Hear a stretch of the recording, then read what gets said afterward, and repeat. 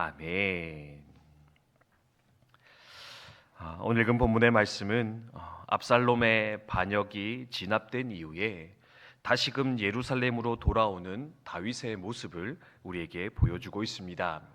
예루살렘 귀한 여정 가운데서 다윗은 세 사람의 서로 다른 세 명의 부류의 사람 만나게 되는데요. 오늘은 각각의 사람들이 어떤 모양이었는지, 어떤 특징 가지고 있었는지 잠깐 살펴보면서 우리의 신앙의 자세, 우리 신앙의 태도에 대해서 함께 점검해보는 이 아침이 되었으면 좋겠습니다. 다윗은 어떤 사람을 만났느냐? 시므이라는 사람을 만났다 기록되어 있고요. 무비보셋이라는 이를 만났다 기록되어 있고, 마지막으로 바르실레를 만났다 이야기를 하고 있습니다. 먼저 시므이 만났는데요. 시므이는 어떤 사람이었느냐? 한마디로 정리하자면 상황과 환경에 따라 그 태도를 달리했던 자, 상황과 환경에 따라 태도를 달리했던 자, 그가 바로 시므이다 기억하면 좋겠습니다. 오늘 말씀에서는요, 시므이가 다윗이 돌아오자 가장 먼저 뛰어나와서 그를 맞이하는 거 볼 수가 있습니다. 그럴 만한 이유가 있습니다. 왜냐하면 압살롬이 반역을 일으켰을 때 다윗이 광야로 쫓겨나갑니다. 그런데 그렇게 아들에게 쫓겨 광야로 도망치는 다윗 앞에 또 가장 먼저 뛰어나왔던 이가 누구냐면 바로 시므이였습니다. 그런데 그때는 어떤 태도였느냐? 바로 조롱하고 멸시하는 태도로 다윗 앞에 섰던 시므이였습니다. 왜냐하면 오늘 말씀에도 등장하는데요, 그는 베냐민 지파 사람이었거든요. 베냐민 지파가 어떤 지파냐? 사울 왕이 속하였던 지파였습니다. 사울과 아마 가까운 친척 관계였던 것 같은데, 이 베냐민 지파 사람은 어떤 마음이냐? 우리가 원래 왕족의 지파인데 저 다윗 때문에 우리가 왕위를 잃었다. 아마 그런 억울한 마음을 가지고 살았던 것 같습니다. 그런데 그런 다윗이 아들에게 쫓겨서 광야로 도망치는 것 보니까 아마 그 마음이 조금은 기뻤던 것 같습니다. 꼬숩다, 꼬시다. 그래서 나와서 하는 짓이 뭡니까? 내가 너 그럴 줄 알았다. 너 그렇게 왕이 뺏어가더니 잘못될 줄 알았다. 도망치는 다윗을 향해 저주와 욕을 퍼부었었거든요. 그런데 이제 압살롬의 반역이 진압되고 다시 왕으로 돌아오게 되는 상황이 놓이니까 이 시므이 어떻게 하느냐? 달려나와서 제가 죄송합니다. 잘못했습니다. 저 좀 살려 주십시오. 상황이 바뀌자 그 태도가 바뀌어 왕 앞에 엎드려 있는 시므이를 발견할 수가 있습니다. 두 번째로 무비보셋, 어떤 사람이냐? 어떤 오해와 불리한 상황 가운데 놓일지라도 다윗 한 사람만으로 만족했던 자, 다윗과의 관계를 끝까지 붙잡았던 자, 그가 바로 무비보셋이라 기억하면 좋겠습니다. 무비보셋은요, 똑같이 사울 가문의 자손입니다. 누구냐면 요나단의 유일한 생존 아들, 생존한 자손입니다. 근데 다윗이 왕이 되고 나서 어떻게 하느냐? 요나단도 죽고 그 가족이 다 죽었는데 그래도 요나단과 했던 약속이 있거든요. 너가 살면 너가 내 후손 책임지고, 너가 살면 너가 내 후손을 책임지자. 다윗은요, 요나단과의 약속을 기억했습니다. 그래서 왕이 되고 나서 가장 먼저 한 일 중에 한 가지가 뭐냐면 요나단에 살아남아 있는 후손이 누구냐 찾아서 데려오는 것이었는데, 그 사람이 바로 무비보셋이었습니다.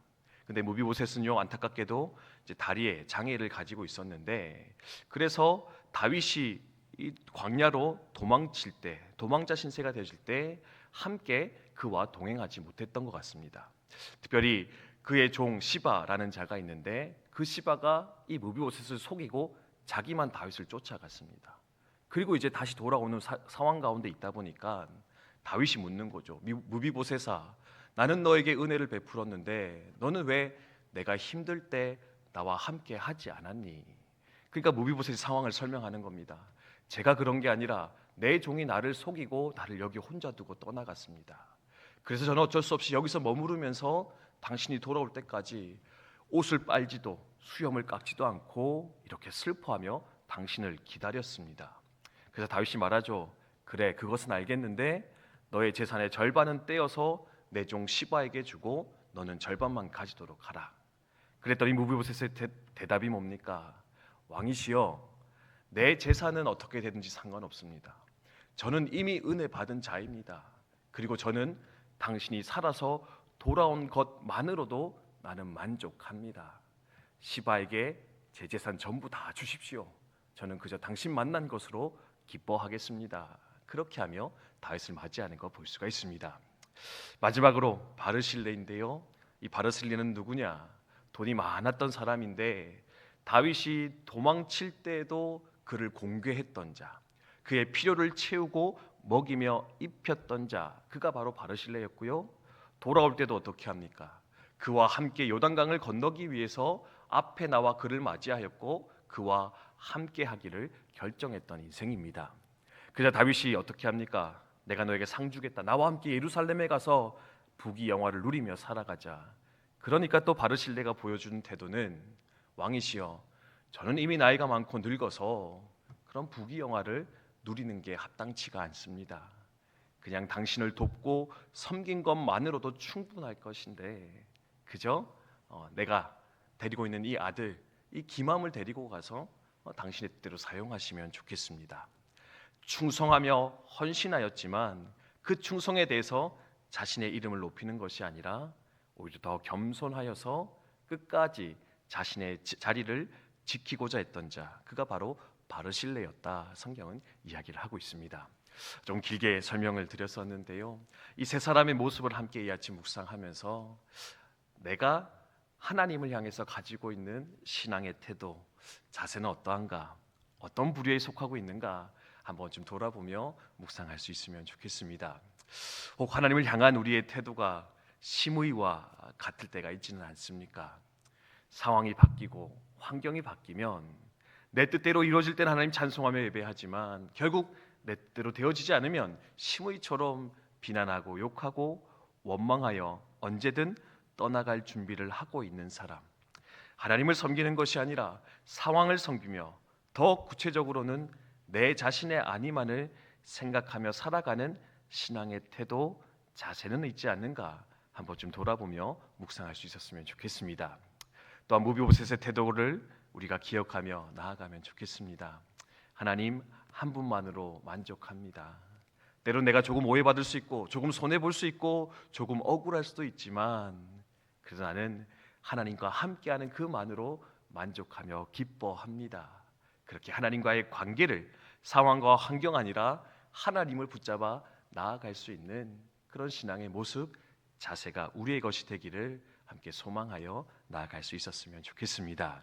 마지막으로는요, 이 바르실레 단계까지 가면 좋겠다 생각 들어지는데, 충성하며 헌신하였지만 그 충성의 대가와 헌신의 대가를 요구하여 나의 이름을 높이는 것이 아니라 도리어 내가 내게 상 주겠다 하실 때에도 하나님, 나는 내가 해야 될 그 일을 감당하였을 뿐입니다.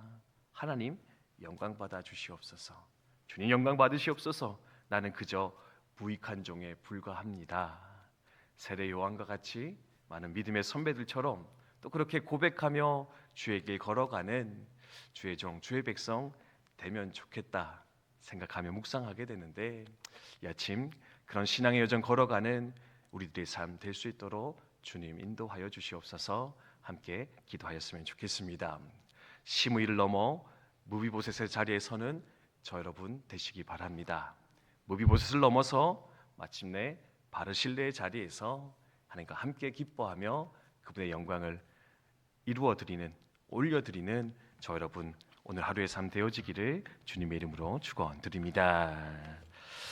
주신 말씀 기억하며 함께 기도하도록 하겠습니다.